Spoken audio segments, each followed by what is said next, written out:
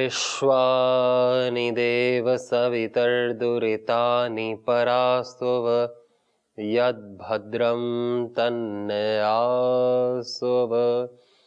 ॐ शान्ति शान्ति शान्तिः। नमस्ते। यह वर्तमान समय हमारे जीवन का सबसे महत्वपूर्ण समय है, क्योंकि इस वर्तमान समय में ही हम पुरुषार्थ कर सकते हैं और इस वर्तमान में ही हम ध्यान कर सकते हैं, भक्ति कर सकते हैं, ज्ञान पूर्वक जीवन जी सकते हैं, अपनी भूलों को हम सुधार सकते हैं, जागरूक रह सकते हैं।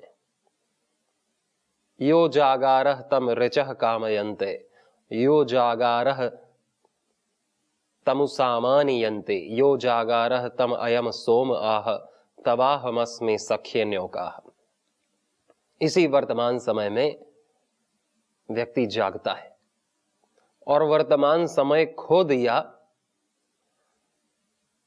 यदि भूतकाल के विषय में चिंता करके या कुछ अपने मन में कल्पनाओं में या भविष्य के बारे में सोच करके कि क्या होगा कल और उसने क्या किया और वो क्या करेगा, कैसी परिस्थितियां होंगी या कैसी परिस्थितियां पिछली हुई, उसी हम चिंता शोक कल्पनाओं में ही यदि हम वर्तमान को बिता देते हैं तो वो हमारे शक्ति का ह्रास करता है, वो हमारे सतत जीवन धारा को क्षीण करता है। जीवन भूतकाल में नहीं, जीवन भविष्य में भी नहीं। हाँ, काल तो है, भूतकाल भी है, भविष्य काल भी है, यानी कि कुछ चीजें अनागत हैं जो अभी होनी शेष हैं, उन्हीं को भविष्य कहते हैं, और कुछ चीजें घटित हो चुकी हैं जिसकी केवल स्मृति शेष है और उनको भोगना शेष है। जो हमने किया है उसको उसका फल मिलना शेष है या मिल रहा है। तो वो भूतकाल, वर्तमान काल जीवन का काल है। वर्तमान समय जिसमें हम वर्तते हैं, अपने कर्मों में हम बरतते हैं। मम वर्तमानु वर्तन्ते मनुष्याः पार्थ सर्वशः।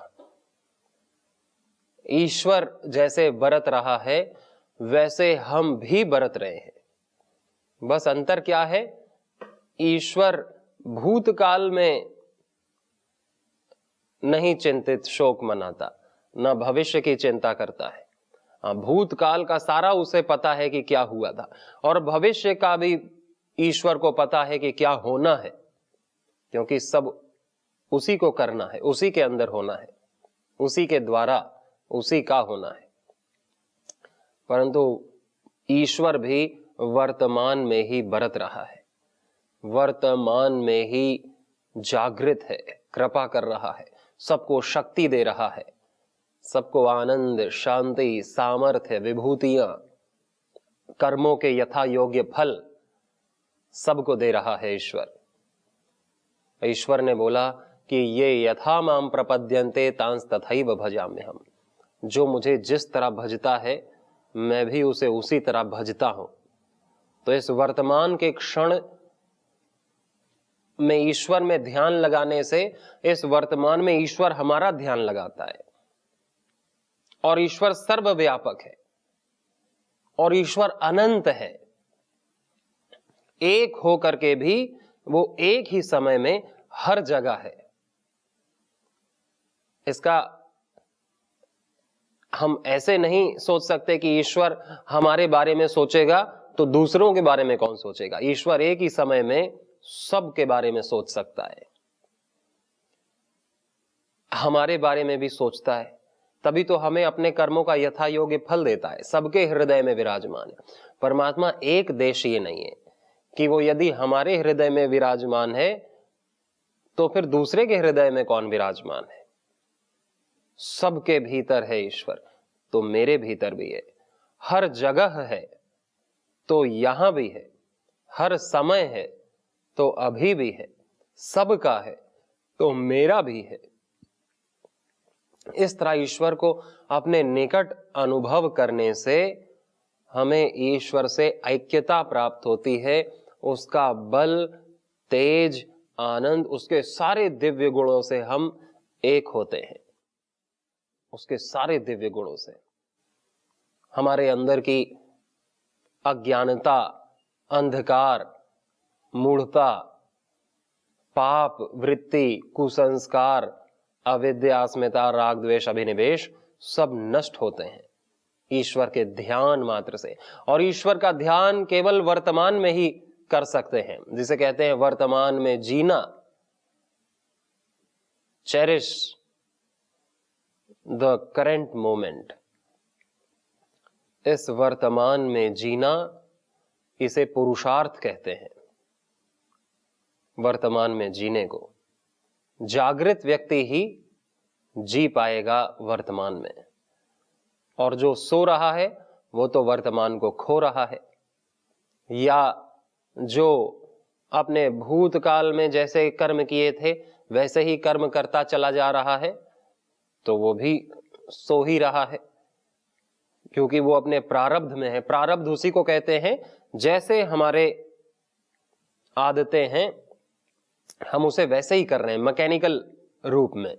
तो हमारा स्वभाव कोई प्री प्लान्ड ना हो, यानी कि हमारा स्वभाव वही ना हो कि जो पहले से चला रहा है, कि कोई भी उसको सोच सके कि अरे ये तो बहुत क्रोधी है और ये आज भी वैसे ही क्रोध करेगा, अरे ये तो बहुत कामी है, ये आज भी वैसे ही विषयासक्ति में पड़ा रहेगा, अरे ये तो बहुत झूठा है, ये ऐसे ही झूठ बोलेगा। नहीं, मेरे में जो भी दोष हैं, जो भी बुरे प्रारब्ध हैं, जो भी मेरा दुर्भाग्य है, जो बुरे कर्मों के द्वारा मुझे मिला है, उसको मुझ में बदलने की शक्ति है। मैं नहीं बदल सकता, यानी वो दोष मुझे न बदले, मैं उन दोषों को बदलूं, मैं उन असत को, बुरे संस्कारों को जो मैंने ही इकट्ठे किए हैं, मैंने लाए हैं, तो मैं उन्हें गिव अप भी कर सकता हूं, छोड़ भी सकता हूं, त्याग सकता हूं, क्योंकि वो मेरे द्वारा इकट्ठा है। और मैं उन्हें इकट्ठा करना छोड़ दूं, मैं उनके प्रति अपनी प्रियता, अपनी लगन को छोड़ दूं, तो अपने आप ही बुराई जाती है। ये नहीं कि बुराई ने हमें पकड़ा है, हमने ही बुराई को पकड़ रखा है। अपने मन से, अपनी इच्छाओं, कामनाओं में, अपनी आसक्तियों में, अपनी स्पृहा में हम उससे इतना अटैच्ड हैं कि वो हमें छोड़ती नहीं है। छोड़ना तो हमें ही है। यदि हमने पकड़ रखा है तो दुनिया की कोई ताकत उसे छुड़ा नहीं सकती हमसे, और यदि हमने छोड़ दिया तो दुनिया की कोई भी ताकत हमको दे नहीं सकती। इसलिए ये लेना और छोड़ना, ये मनुष्य के हाथ की बात है। ये शक्ति भगवान ने दी है हमें। इसी में तो मनुष्य स्वतंत्र है, ग्रहण और त्याग में। बाकी सारी योनियां, वनस्पति, पशु, पक्षी सब ग्रहण त्याग में स्वतंत्र नहीं है कि वो जो चाहें वो स्वभाव ग्रहण कर सकें और जो चाहें त्याग सकें। उनका जीवन एक रूपता में चला जा रहा है। हम कुछ चीजों को ग्रहण करते हैं और कुछ चीजों को त्यागते हैं। कुछ बुद्धिमान लोग अपने ज्ञान पूर्वक करते हैं और कुछ मंदबुद्धि अपनी आसक्ति में पड़ करके ग्रहण त्याग करते हैं। तो कुछ चीजें तो वो ग्रहण कर लेते हैं, लेकिन फिर त्यागने की क्षमता शक्ति उनमें नहीं रहती। इतना वो लिप्त हो जाते हैं भोगों से कि फिर त्याग नहीं कर सकते। और कुछ चीजों का उन्होंने त्याग कर दिया, अच्छी चीजों का नहीं करना चाहिए, और फिर उसको ग्रहण नहीं कर पाते। तप, श्रद्धा, ब्रह्मचर्य आदि को कि उन्होंने त्याग दी और फिर ग्रहण नहीं कर पा रहे। तो ग्रहण त्याग की शक्ति तो हमारे पास है। यदि हम उसको ना कर पाए तो हम अपने सामर्थ्य का सदुपयोग नहीं कर रहे हैं। और ग्रहण त्याग करने के लिए कोई हमें लंबे समय की जरूरत नहीं होती, बस एक संकल्प की जरूरत होती है कि इसको त्याग दिया। त्याग दिया तो त्याग दिया, अब सोचना भी नहीं उस विषय में। बुराइयों को त्याग दिया और अच्छी चीजों को, सद स्वभाव को हमने ग्रहण कर लिया। अब ग्रहण कर लिया तो यही हमारा अब जीवन है, यही हमारा अब आनंद है। तो जीवन कितना सुंदर हो।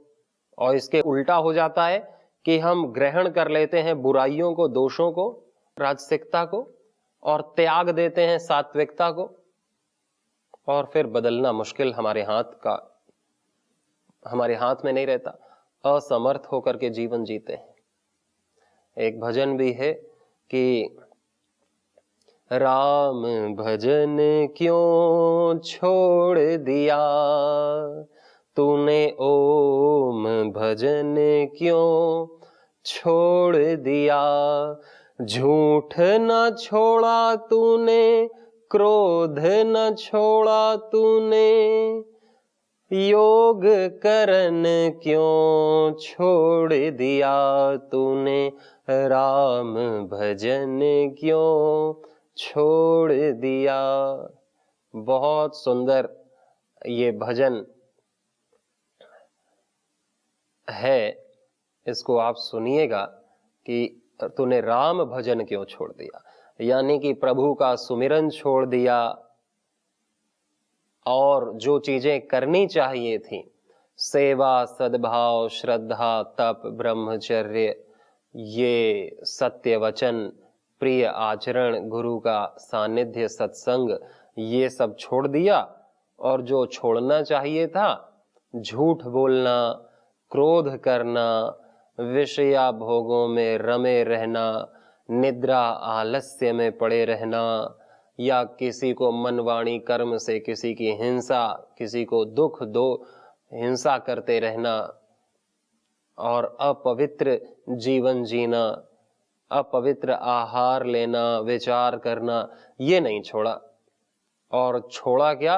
राम भजन छोड़ दिया, योग करना छोड़ दिया, यज्ञ करना छोड़ दिया, सत्य बोलना छोड़ दिया, ब्रह्म मुहूर्त में उठना छोड़ दिया, सद ग्रंथों का, मोक्ष ग्रंथों का स्वाध्याय करना छोड़ दिया, सत्संग भजन करना छोड़ दिया, और शरीर को स्वस्थ रखने की दिनचर्या छोड़ दी। तो जो चीजें छोड़नी चाहिए थी वो तो पकड़ी हुई हैं, और जो पकड़नी चाहिए थी वो छोड़ दी हैं। तो फिर हमारा जीवन भगवान भी कैसे सुंदर करेंगे? और फिर ये करके व्यक्ति मंदिर जाए, ये करके व्यक्ति बहुत सारा भगवान से प्रार्थना करे कि हमारे जीवन को सुख शांति से भर दो, और ये सब करता हुआ व्यक्ति समाज सेवा में लगे, तो उसका उद्धार कैसे होगा? क्योंकि ग्रहण और त्याग करने की शक्ति मेरे जीवन में, ग्रहण और त्याग करने की शक्ति समाज को नहीं है कि समाज जो चाहे मुझसे करवाए और समाज जो चाहे मुझसे छुड़वाए। जब तक मेरी इच्छा नहीं होगी, मेरा संकल्प नहीं होगा, तो समाज का संकल्प क्या करेगा? सब स्वतंत्र हैं संकल्प करने में। और यह संकल्प एक क्षण में होता है और इसी वर्तमान में होता है। भूतकाल में संकल्प नहीं होता। भूतकाल में तो जो संकल्प हुए वो कर्म भी हो गए और उसी को आज हम वर्तमान में भोग रहे हैं, और भविष्य में भी कुछ संकल्प लिए जाएंगे।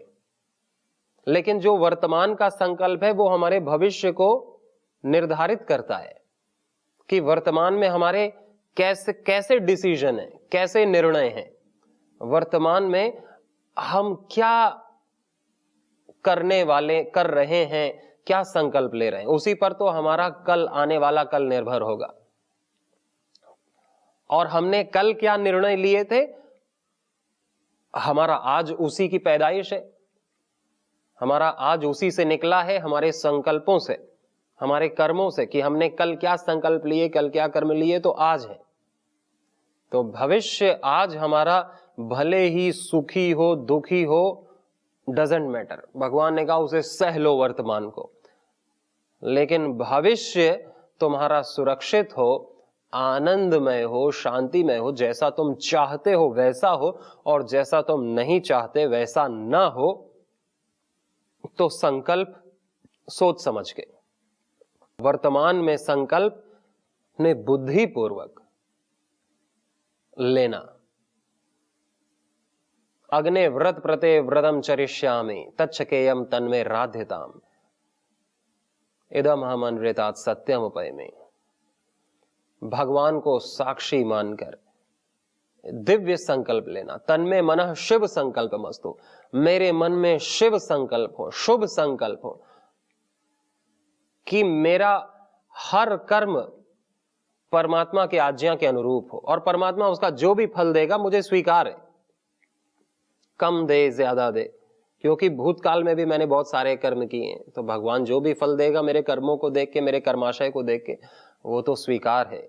लेकिन मेरे हर कर्म को अच्छा करना, यथा योग्य सामर्थ्य अनुसार बुद्धि पूर्वक करना, ये मेरा दायित्व है, कर्तव्य है, ये मेरा धर्म है, कि मैं अपने इस धर्म का पूर्ण पालन करूं।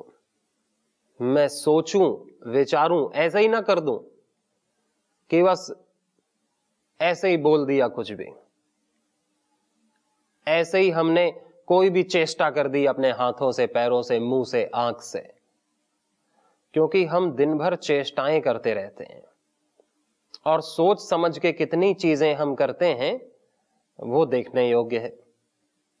हमें अपने बारे में तो जानने का समय होना चाहिए कि मैं दिन में कितना कार्य सोच समझ के करता हूं, स्वाध्याय पूर्वक करता हूं। स्वाध्याय यानी स्वयं का अध्ययन करके, स्वयं का अध्ययन यानी मेरे लिए क्या करणीय है और क्या अकरणीय है, क्या मुझे करना चाहिए। इस समय, वर्तमान समय भगवान का रूप है, वर्तमान समय भगवान का रूप है। वर्तमान में जागृत रहना, पूरे अनुभव में, पूरी कॉन्शियसनेस में, ये भगवान से एक होना है। इसी को ध्यान कहते हैं। ध्यान, वर्तमान में जीना ही तो ध्यान है, कि वर्तमान में हम चीजों को ठीक ठीक देख सकें, अनुभव कर सकें। क्योंकि हम ध्यान भूतकाल में नहीं कर सकते, पास्ट में, न फ्यूचर में ध्यान कर सकते हैं। ध्यान अभी, और ध्यान का अर्थ क्या है? पूरे अलर्ट रहना, अपनी परिस्थितियों के प्रति, अपनी मन स्थिति के प्रति कॉन्शियस, जागरूक रहना, पूरा अवेयर रहना कि मैं जो कर रहा हूं वो क्या मेरी प्रकृति के अनुकूल है, वो सब के लिए क्या हितकारी है। जैसे अभी मैं बोल रहा हूं तो अच्छे शब्द बोल रहा हूं, ये मुझे भी उत्साह देने वाले हैं, ज्ञान वर्धन और एकाग्रता बढ़ाने वाले हैं, और जो इन्हें सुन रहे हैं उनका भी इससे लाभ हो रहा है। तो अभी तो मैं बहुत अच्छा कर रहा हूं। तो इसी तरह बाद में भी सोचना, 1 घंटे बाद जो वर्तमान का समय आएगा उसमें भी ऐसा ही सोचना कि मैं ये क्या कर रहा हूं। मैं क्या अपने प्रारब्धवश तो कुछ गलत चीजें नहीं कर रहा हूं जिन्हें मैं कह रहा हूं कि मैं छोड़ नहीं पाऊंगा। ये चीजें बहुत कठिन होती हैं जिसे हम छोड़ नहीं पाते। पहले तो हमें बुरी चीज छोड़नी है, फिर अच्छी चीजों की आदत डालते हैं तो बुरी चीज अपने आप छूट जाती है। और फिर अच्छी चीजों को भी, ये नहीं कि पहले ही हमने कहा कि सब कुछ छोड़ना है तो हमने अच्छी चीजें वो छोड़ दी। ऐसी गलती तो किसी को नहीं करनी चाहिए कि हमें तो पहले जो हमें पता है कि ये बुरी है उसको छोड़ देना है, भले ही हमें लगे या ना लगे, लेकिन गुरु को लग रहा है, संतों को लग रहा है, मेरी अंतरात्मा को भी लग रहा है, तो मुझे उसे छोड़ना है। और मैं नहीं छोड़ पा रहा हूं तो मुझे और तप करना है और ईश्वर से एकाकार होकर के प्रार्थना करनी है श्रद्धा पूर्वक, और संकल्प को मजबूत बना के उसे छोड़ना है, तुरंत छोड़ना है कि मैं इससे रस नहीं लूंगा, न इसमें कोई रस है, और इसमें जो रस मुझे दिख रहा है वो मेरे को और पंगु बनाएगा और अपाहिज बनाएगा और मेरे वर्तमान को खाएगा, मेरे जीवन को बिगाड़ेगा और बुरे संस्कार, अज्ञान, मोह इस खोपड़ी में डालेगा। तो मैं इसे छोड़ता हूं और मैं अच्छे कार्यों का अभ्यास करूंगा कि अच्छा कार्य की मैं आदत डालूंगा, और फिर अच्छा कार्य जब मेरे से होने लगे तो अच्छे कार्य का भी मुझे फल नहीं चाहिए, तो फिर उसकी आदत भी नहीं, उसकी आसक्ति भी नहीं पड़ेगी कि वो भी आसक्ति पूर्वक हम जो करते हैं फिर वो अच्छा काम भी बुरा हो जाता है।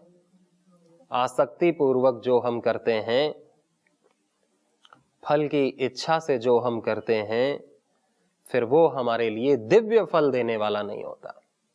पहले तो बुरे को छोड़ना जरूरी है, भले ही हम अच्छे में आसक्त हो जाएं, सामान्य रूप से तो यही है।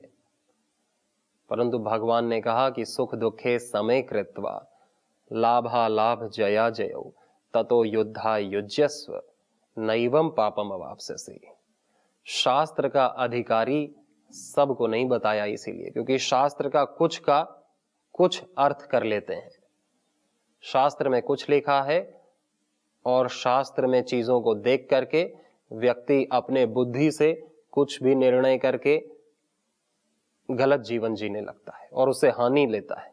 कि शास्त्र में कहा है तो हमें ध्यान करना चाहिए, और वो अपने कर्तव्य को छोड़ करके यदि ध्यान में लग जाए, ध्यान करने बैठे, तो ना तो उसकी घर गृहस्थी चलेगी ठीक से, ना उसका करियर चलेगा, और सभी उससे दुखी रहेंगे। व्यक्ति, कितने सारे उदाहरण अभी श्रद्धेय आचार्य श्री ही बता रहे थे कि एक व्यक्ति आया और अभी 2-3 वर्ष ही उसके विवाह को हुए, और उसने कहा कि मैं सन्यासी बनना चाहता हूं, मुझे घर गृहस्थी नहीं चाहिए, मैं ध्यान करना चाहता हूं, मैं ऊब गया, अब मुझे अच्छा नहीं लगता। तो आचार्य श्री ने कहा कि ये तुम्हें 2 साल बाद याद आ रहा है, ये पहले तुम्हें नहीं पता था, पहले तुमने क्यों विवाह कर लिया?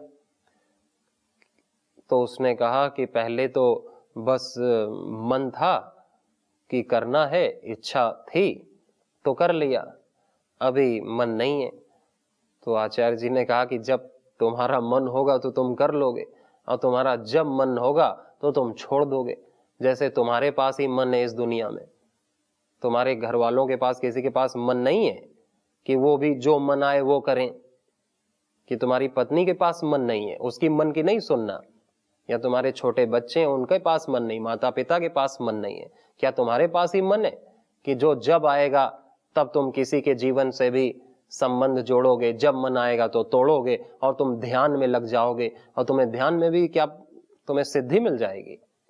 तो फिर उसे अपनी भूल का एहसास होता है कि ये तो मैं बहुत बड़ी गलती करने जा रहा था। तो आचार्य जी ने कहा ये तो बहुत बड़ी गलती तू करने जा रहा था। फिर उसे महसूस होता है कि मुझे अपनी मनमानी करने का कोई अधिकार नहीं है, क्योंकि मेरी मनमानी से जो मुझसे लोग प्रीति करते हैं, मुझ पर डिपेंडेंट हैं, वो फिर उससे व्यथित होते हैं। इसीलिए तो ये परिवार है जिसमें दूसरों की भावनाओं का ध्यान करते हुए अपने जीवन को चलाना होता है।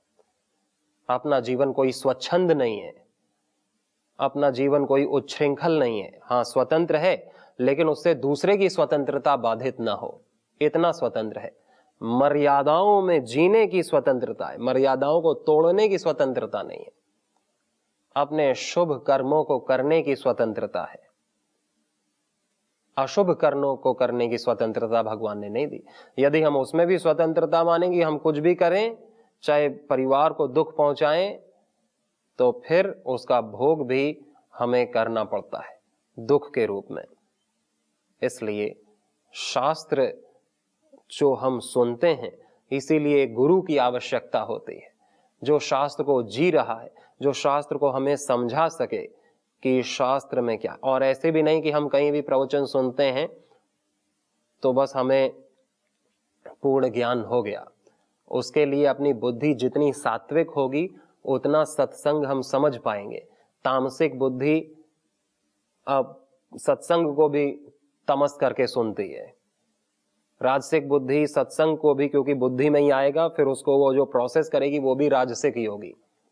इसलिए सत्संग के लिए एक तो गुरु श्रोत्रिय और ब्रह्मनिष्ठ हो, और दूसरी बात हमारे जीवन में धर्माचरण हो, सात्विकता हो। दोनों तरफ अगर शुद्धि है, शिष्य में भी, सुनने वाले श्रोता में भी, और वक्ता गुरु में भी, तो जाकर के ज्ञान घटित होता है और सत कर्म सत कर्तव्यों का निर्वाहन होता है। इसलिए हम अपने दोषों से मुक्त होकर सत्कर्मों में रत रहें और ईश्वर को अपने कर्म फल सौंप दें उनके चरणों में। आज के लिए इतना ही। सभी को बहुत शुभकामनाएं। नमस्ते।